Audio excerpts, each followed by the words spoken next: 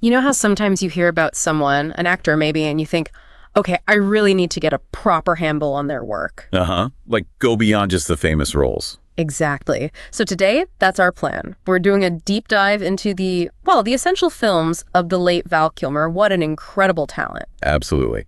And our source is this great piece from Rolling Stone. It actually came out today, April 2nd, 2025, the day he passed away at 65.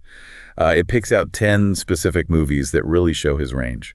Yeah, and our mission here isn't just, listing them off. We want to dig into these performances, find those insights, those memorable bits that show just how versatile he was.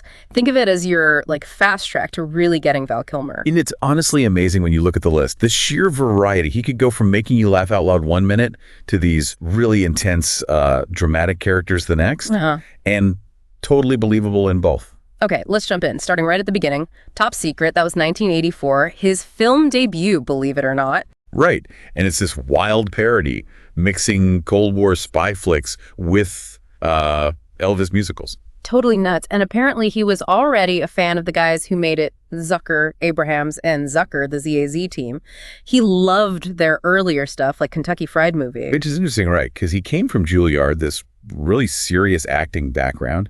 But clearly he had this appreciation for the completely absurd. Oh, yeah. And you see it straight away in the film. His comedic timing is just spot on, despite the serious training. Parody in this sense, meaning it's poking fun at the cliches of those genres, just blowing them way out of proportion. And he commits, remember that ridiculous monologue? Look, I'm not the first guy who fell in love with a girl he met in a restaurant who then turned out to be the daughter of a kidnapped scientist.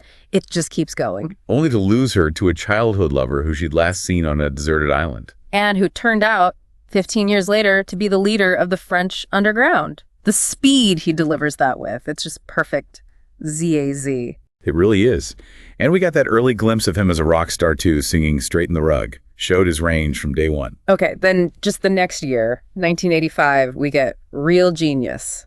Totally different vibe. Yeah, he plays Chris Knight. Yeah. Super smart, charismatic science whiz kid.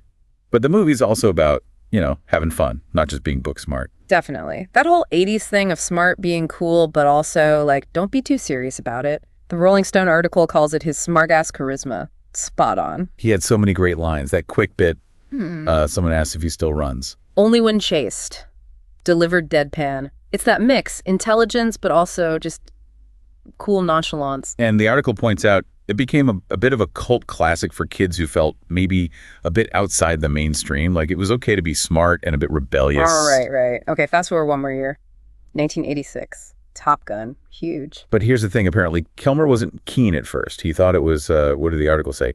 Warmongering military propaganda? Yeah. Which is wild considering how iconic Iceman became. But the director, Tony Scott, was absolutely set on him. He just kept pushing. Scott must have seen something, that cool intensity maybe, that he knew was right for Iceman, even if Kilmer had his doubts about the script itself. Well, thank goodness he did push. Because that dynamic, Iceman's icy cool versus Maverick's hot-headedness, it's everything, isn't it? They're perfect foils. Totally. And it gives us the line, "You can be my wingman anytime." How many times have we all heard that? Oh, countless. And the funny part is, after Kilmer finally saw the finished movie, he apparently ran up to the producers yelling, "You've done it!" He knew it was going to be massive. So then we shift gears again. 1988, Willow. Fantasy time. Yeah, he's Mad Mardigan. This goofy swashbuckling mercenary. It's almost like he took that cool guy persona from earlier films and just dropped it into this totally different world. Still got the swagger, but way more comedic. What stands out for you from that one? Those shirtless sword fights in the snow? That felt pretty committed. Definitely over the top, yeah. Shows he just go for it no matter how wild the scene. And the article mentions fans still yell, "Peck, peck, peck, peck, pick," at him. That little bit clearly stuck with people. It really did. Yeah. Okay, now we get to 1991. The Doors. This is a big one. Huge. His transformation into Jim Morrison is just unbelievable. And it wasn't just looking the part, the preparation. He spent months training his voice to match Morrison's range, that specific baritone tenor. And the story goes, right, that he sent tapes of himself singing to Oliver Stone and the actual surviving Doors members. And he couldn't tell his voice from Morrison's original recordings? I mean, that's insane dedication. It really is. He captured the whole, the moodiness, the charisma, everything. You just believed he was Jim Morrison. He apparently felt it was a calling, that he had to play that role. Yeah. And you feel that passion in the performance. Definitely. Okay, 2 years later, 1993, Tombstone. For a lot of people, this is peak Val Kilmer. Doc Holliday, yeah. The Rolling Stone piece flat out argues it should have won him an Oscar.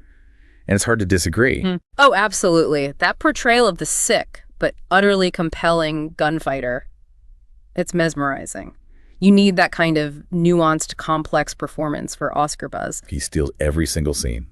And the lines, say when, I'm in my prime. And obviously. I'm your Huckleberry. Iconic.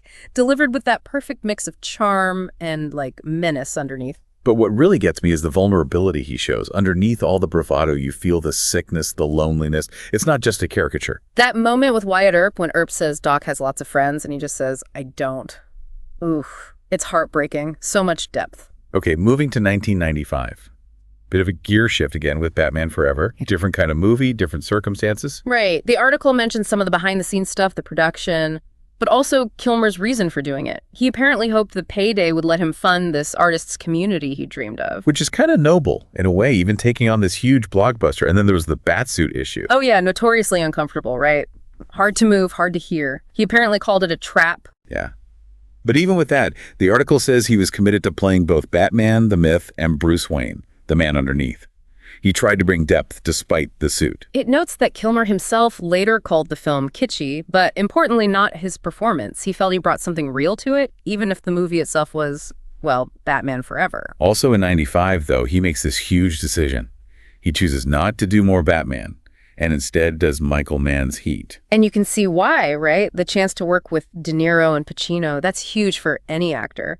He joked about wanting to be on a first-name basis with them forever. And what a great call it was. His Krisha Hurlis in Heat is fantastic. He's a loyal guy, but also kind of self-destructive, romantic. And the detail. The article mentions how good he got with the rifle, the AR-15, for that massive shootout scene. Yeah. Apparently, naval training actually used footage of him as an example of how to handle the weapon correctly. That's some serious commitment to realism. Wow. Okay, let's jump ahead a bit. 10 years. 2005, Kiss Kiss Bang Bang. Bang. Ah, yes. A great reminder that he wasn't just about the super intense roles. His star power worked in comedy, too. And his chemistry with Robert Downey Jr. in that, absolutely brilliant. That sort of hard-boiled, but also kind of light and funny buddy movie thing. Yeah, noir-ish, but funny. And Kilmer's character, Gay Perry. Okay, the name's a bit dated, but his delivery, fantastic. That interrogation bit. I'm going to break your nose now, and then just does it. Hilarious and dark. Totally captures the film's tone. The article calls it an underrated performance, and I'd agree. Showed he could still deliver that charisma in smaller, quirkier films, too. Okay, finally, we arrive at 2022. Top Gun, Maverick. And this one, it hits different, knowing about his health. Yeah, his battle with throat cancer, how it affected his voice.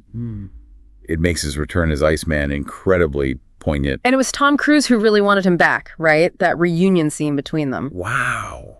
It just carries so much weight, even beyond the movie story. You feel their history. Seeing Iceman advising Maverick, saying it's time to let go. Yeah. Knowing Kilmer's own struggles adds this whole other layer. And then when Iceman does speak with that raspy whisper, the Navy needs Maverick, the kid needs Maverick, that's why I fought for you, that's why you're still here. It's just incredibly moving, so earned. It really is. That final hug they share feels so genuine, like it's Cruise and Kilmer as much as Maverick and Iceman. The article calls it a fitting final sequence, and it truly feels that way. So wrapping up this deep dive, we've hit 10 films that really paint a picture of Val Kilmer's incredible range, from the ZAZZ parody right through to that emotional return in Maverick. Yeah, comedy, intense drama, action, fantasy. He could inhabit all of it. And the key takeaway, I think, is that commitment. He fully immersed himself, took risks, wasn't afraid of diverse roles, and those performances, they stick with you. They really do. Which leads to maybe a final thought to leave people with, considering the huge variety of characters he played. Is there another iconic role, or maybe a whole genre you think he would have just nailed? That's interesting. What kind of character do you think he missed out on playing that he would have brought something unique to? Makes you think about his potential, even beyond the amazing work he gave us. Something to ponder about his legacy.